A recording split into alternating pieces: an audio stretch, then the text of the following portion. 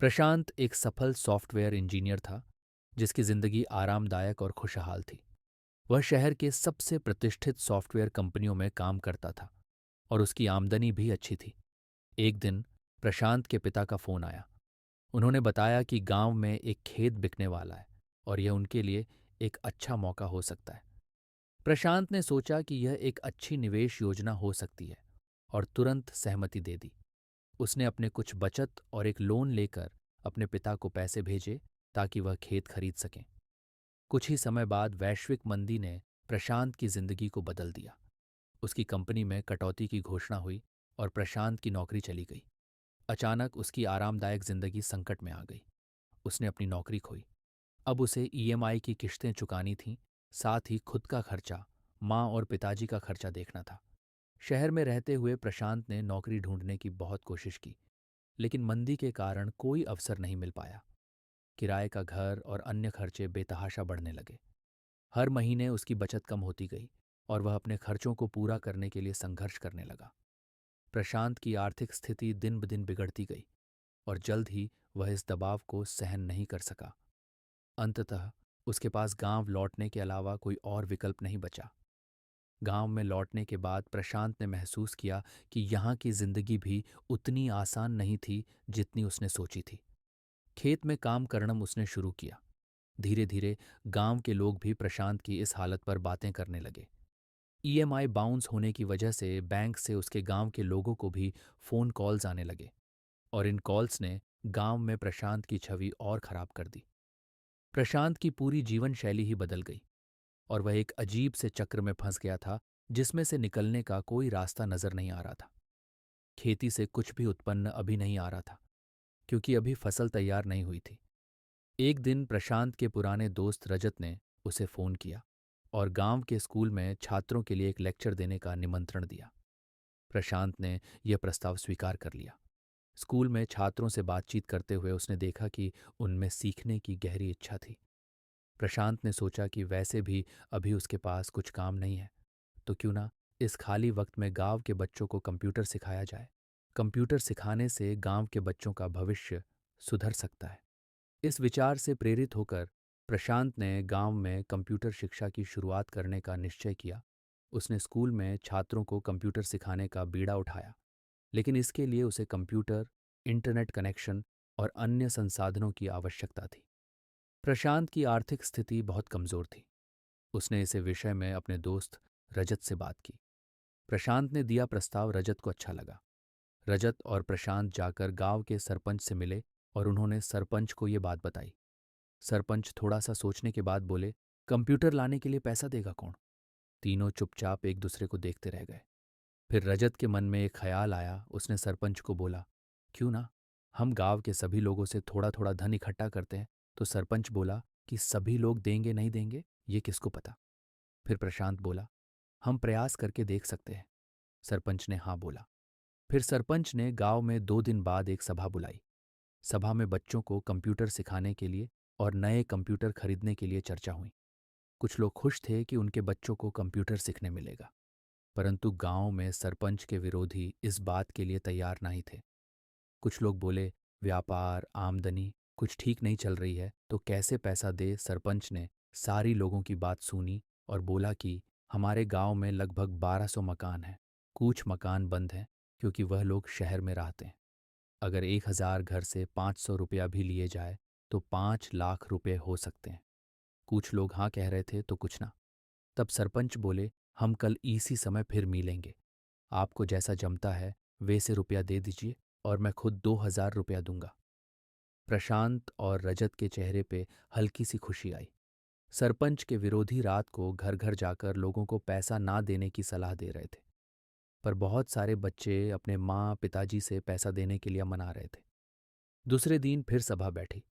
सरपंच ने सचिव को एक नोटबुक में कौन कितना पैसा दे रहा है, उसका नाम, रुपए और हस्ताक्षर लेने को कहा। सबसे पहले सरपंच ने 2000 रुपये दिए। फिर किसी ने 200, किसी ने 500, किसी के 700, ऐसे करके कुछ 10-12 लोगों ने पैसा दिया। अंत में देखा तो सब मिला के सिर्फ 500 रुपये ही जमा हुए थे। सरपंच ने कहा, आज पहला दिन है, हम कल फिर इसी समय सभा में मिलेंगे। प्रशांत के चेहरे पे जो खुशी आई थी वो खुशी चली गई। उसने सोचा था कि 30-35 हज़ार जमा हो जाएंगे, पर वैसे हुआ नहीं था। सभा खत्म होने के बाद सरपंच प्रशांत को बोले, देखो प्रशांत, हम प्रयत्न कर रहे हैं। अगर पैसा नहीं जमा तो जितना जमेगा उसमें कंप्यूटर आया तो देख लेना, नहीं तो जिसने पैसा दिया है हम उसे वे लौटा देंगे। सरपंच के विरोधी अभी भी लोगों को पैसा नहीं देने के लिए समझा रहे थे।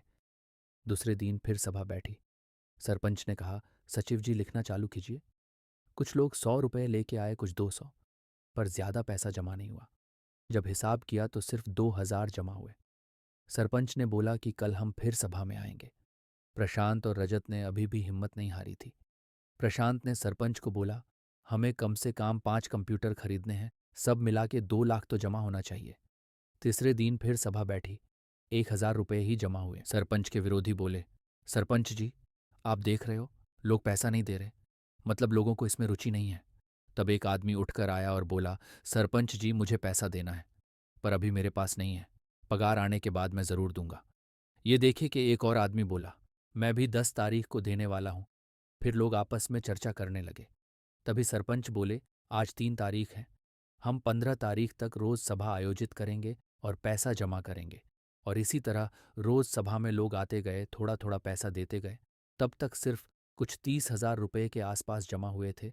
अब 11 तारीख आई। उस दिन बहुत सारे लोग जो पास के शहर में काम के लिए जाते थे वो आए और उन्होंने पैसा दिया। उस दिन कुछ ज्यादा ही पैसे जमा हुआ। सचिव जी ने जब हिसाब किया तो 70 हज़ार रुपये जमा हुआ था। सरपंच, रजत, प्रशांत, प्रशांत के पिताजी, सबके चेहरे पे एक सुखद हंसी थी। फिर अचानक कुछ महिलाएं आईं और बोली, हमारे बच्चों को कंप्यूटर सीखना है, वो सीखना चाहते हैं। हम भी थोड़ा थोड़ा करके पैसा जमा करेंगे, 2-3 दिन रुक जाइए।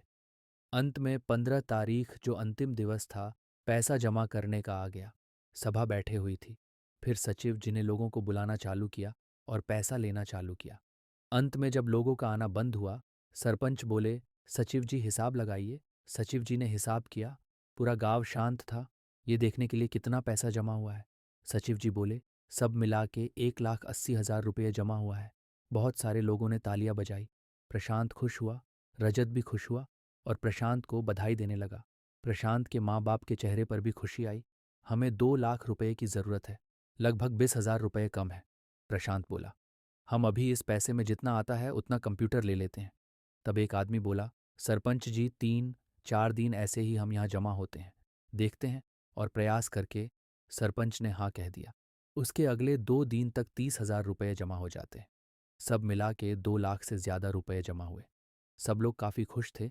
इन सब में जो सबसे ज्यादा खुश थे वो गांवों के बच्चे। दूसरे दिन प्रशांत और सरपंच, रजत, सचिव, सरपंच के कुछ साथी शहर जाते हैं। 5 कंप्यूटर और ज़रूरी सामान ले आते हैं। सरकारी कंपनी से इंटरनेट लेने का आवेदन कर दिया। स्कूल के ही एक कक्ष में कंप्यूटर लैब अब बनाई जाती हैं। प्रशांत ने सबसे पहले कॉलेज के बच्चों को कंप्यूटर सिखाना चालू किया। हालांकि बिजली की समस्या ने उसकी क्लास को प्रभावित किया। उसने एक जनरेटर खरीदने का फैसला किया, लेकिन इसके लिए भी उसे पैसों की ज़रूरत थी। अब 3 महीने बीत गए।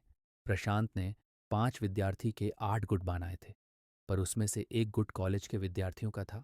उसने इसी पहले बैच के छात्रों को सॉफ्टवेयर डेवलपमेंट की शिक्षा दी। ये छात्र अब सॉफ्टवेयर इंजीनियर बनने के रास्ते पर थे। अब वह सॉफ्टवेयर बनाना सीख गए थे। इस बीच उसके खेत की फसल भी निकल गई। उसे थोड़े पैसे मिले। उससे प्रशांत ने इंटरनेट पर अपने सॉफ्टवेयर सेवाओं का विज्ञापन देना शुरू किया। फिर उसे एक छोटा प्रोजेक्ट मिला। बैंक का दबाव अभी भी जारी था और गांव में उसकी छवि खराब हो चुकी थी। लेकिन प्रशांत ने इन सब समस्याओं को नज़रअंदाज करते हुए अपने लक्ष्य पर ध्यान केंद्रित किया। उसके कुछ पुराने दोस्तों से बात की। फिर एक दिन प्रशांत को उसके दोस्त का फ़ोन आता है और वो कहता है उसके पास एक सॉफ्टवेयर बनाने का काम आया है, पर उसको पूरा करने के लिए उसके पास कोई भी टीम नहीं है। क्यों ना हम दोनों साथ में मिलके करें। प्रशांत ने काफ़ी देर तक बात की। प्रशांत ने कहा कि 70% वो खुद लेगा। उसके दोस्त ने भी हाँ कह दी। प्रशांत को ना ही किसी को पगार देना था, ना ही ऑफिस का किराया था, ना ही बिजली का बिल भरना था। बिजली बिल पंचायत भरती थी, क्योंकि उसकी लेन अब स्कूल में थी। अंततः प्रशांत को वो बड़ा सॉफ्टवेयर प्रोजेक्ट मिला। प्रशांत और उसके छात्र रात के 2 बजे तक काम करते थे। हालांकि उन 5 छात्र को जो नए थे, उनको शुरुआत में काफ़ी दिक्कतें आई, लेकिन प्रशांत सॉफ्टवेयर बनाने में माहिर था और उसने सभी समस्या को हल कर दिया। उस काम से प्रशांत को अच्छा पैसा मिला। अब उसने जनरेटर खरीद लिया, थोड़े पैसे बक को दिए, थोड़े पैसे ऑनलाइन विज्ञापन देने के लिए रखे, थोड़े पैसे उन 5 विद्यार्थियों को दिए। इसी बीच प्रशांत को एक और सॉफ्टवेयर बनाने का काम मिला। प्रशांत, उसके पिताजी, माँ काफ़ी खुश थे। प्रशांत ने दूसरा प्रोजेक्ट भी पूरा किया, जिससे उसने अपना आधा बकाया चुका दिए। अब वह गांव में ही अपनी कंपनी चला रहा था, जिसमें वह खुद के साथ साथ गांव के अन्य लोगों को भी रोजगार दे रहा था। देखते ही देखते प्रशांत को प्रोजेक्ट मिलते गए। उसने उसका पूरा बकाया चुका दिया। उस पैसे से उसने अभी और 5 कंप्यूटर खरीदे। अपने घर के बाजू में जो खेत था, वहाँ एक मकान बनवाया और उसी को ऑफिस बना लिया। उसने एक कंपनी बना ली, उसमें खुद को 25% की भागीदारी रखी।